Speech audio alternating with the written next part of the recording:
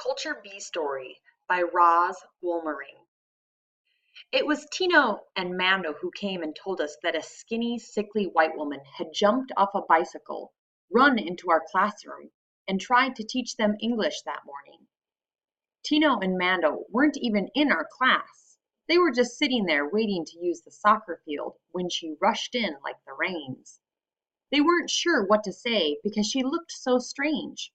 Her hair was all falling down, and she wore a dress that looked like an old faded bed covering that one might have bought from a Mauritian vendor in the used clothing market. We all walked over to Nito's house and found a few more of our classmates sitting out back drinking frothy tea. We decided, even though school hadn't really started yet, that we'd go the next day to see what this new American teacher looked like.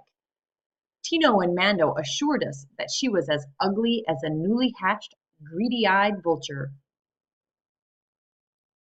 We knew that practically no one would be at school yet. Most students were still on the farms, finishing the harvest, and others were still trying to register and pay their fees. The ministry had changed the admission rules again. All registrations completed at the end of last year were now declared invalid, and so we had to wait in line, get new photographs, show our papers, and pay fees all over again. Either that or pay some official to put our names on the list, which actually was much easier than completing the registration process.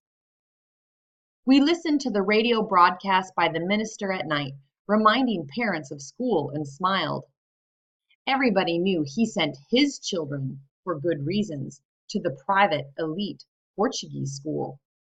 Teachers at the public schools never showed up until the third week. Didn't she know that?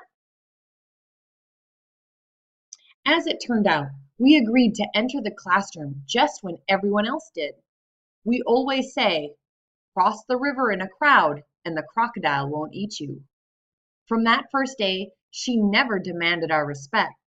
She didn't seem to care if we wore our school jackets or not. She didn't write the teaching summary on the board like our other teachers. And she was always in the classroom before the bell rang. That meant we could never stand up and honor her entrance. She should have known not to enter until after the bell rang, and she never took roll call first, as she should have. And so we continued chatting and doing our homework. Of course, by this time, other students had heard about our white woman teacher and were coming by to look at her and watch our class. We couldn't resist joining in the fun. At times, we believed she was serious. For example, when she told the students outside class to leave. But where were they supposed to go? The area in front of her classroom was the designated student recreation area. Instead of ignoring them and us, she berated them with gestures and scolded us in Portuguese. Her Portuguese wasn't bad, but it sounded so amusing when she said spoiled brats, you just had to laugh.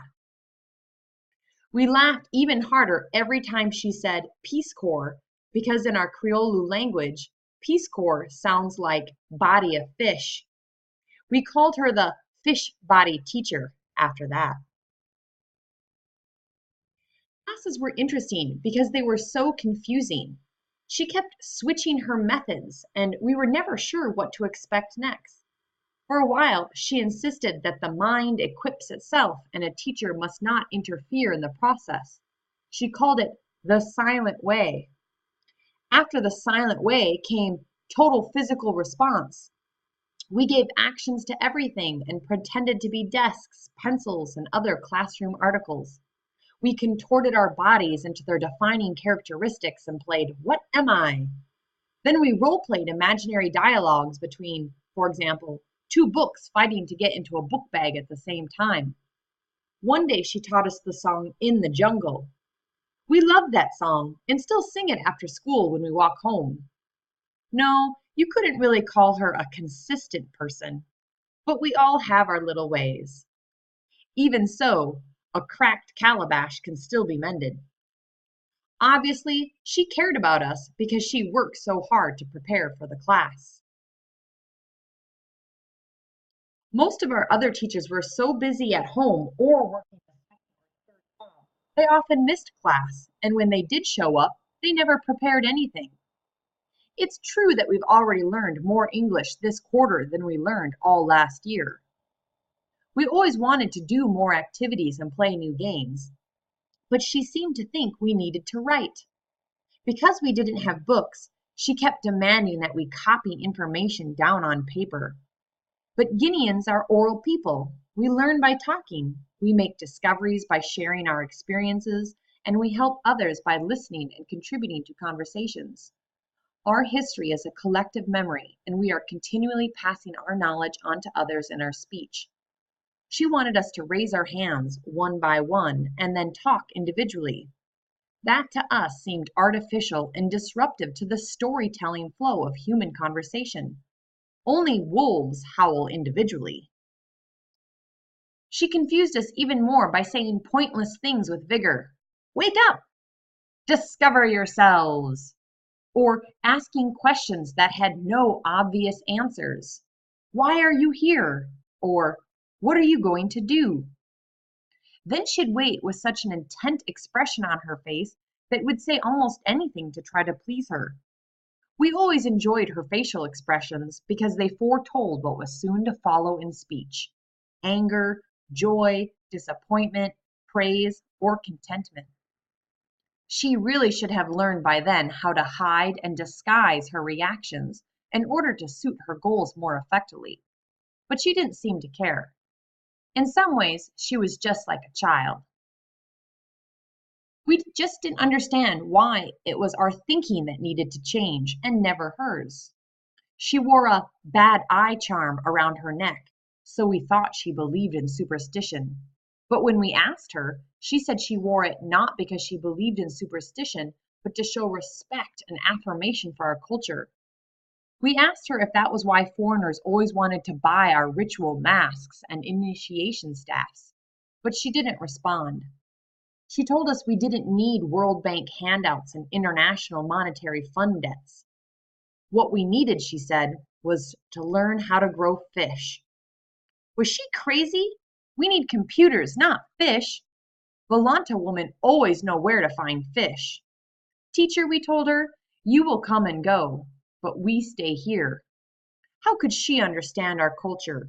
She had only seen the rains fall once.